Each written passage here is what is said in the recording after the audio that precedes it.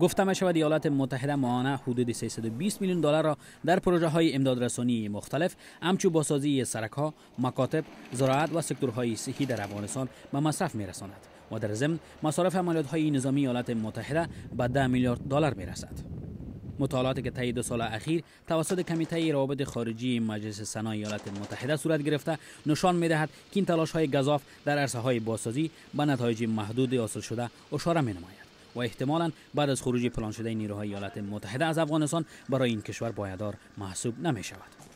شمار زیادی در کنگره ایالات متحده خواهان ارزیابی دوباره پالیسی جنگ و مقدار مصارف پول در افغانستان شده است.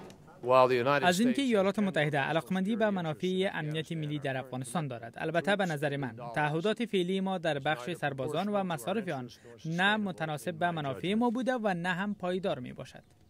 در جریان 2 سال گذشته بخش عمده ای از پول در مناطق جنگی در شرق و جنوب افغانستان به مصرف رسیده است که البته این بخش استراتژی مبارزه علیه شورشیان بوده که از سوی اداره رئیس جمهور اوباما اتخاذ شده است.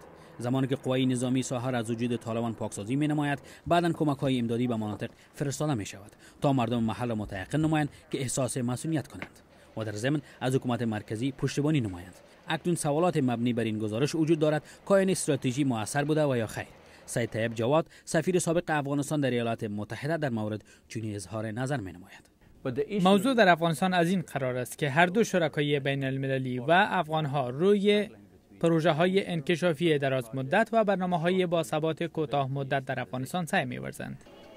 در این گزارش آمده است که اداره رئیس جمهور اوباما مضطربانه خواهان نتایج فوری پیشرفت در افغانستان میباشد، ولی ناامنی، فقر و بیچارگی و همچنین فساد گسترده در کشور سبب ایجاد مشکلات در صدرای مصارف این پول می شود.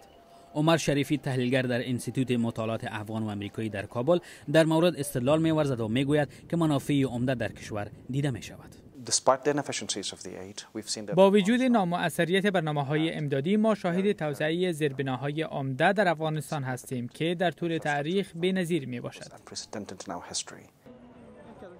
در گزارش هشدار داده گفته شده است در صورت خروج سربازان از کشور در سال 2014 و نادیده گرفتن حمایت جامعه بین المللی از افغانستان سبب رکود بزرگ روند اقتصادی در این کشور می‌گردد.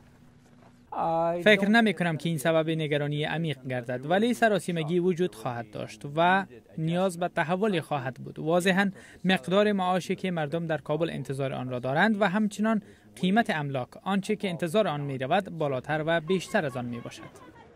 در پاسخ به این گزارش وزارت خارجه ایالات متحده با این موافق است و میگوید که توسعه و پایداری مهم پنداشته می شود و همکاری با حکومت افغانستان جهت تقویت بخشیدن سطح ارتقای برنامه‌های امدادی همچو جریان دارد. راین کراکر دیپلمات سابق قرار است به حیث سفیر جدید ایالات متحده در افغانستان انتخاب گردد در مورد میگوید من تحت هیچ نوع تصور نادرست مشکلات قرار ندارم. در صورتی که عراق دشوار بود، پس افغانستان از جهات بسیار دشوارتر است. در این گزارش آمده است که ایالات متحده نیاز به کمک استراتژی چندین ساله دارد تا انتقال مسئولیت امور امنیتی و خروج تدریجی سربازان به طور موفقانه انجام یابد. حمیدالله حمیدی، تلویزیون آشنای صدای آمریکا، واشنگتن.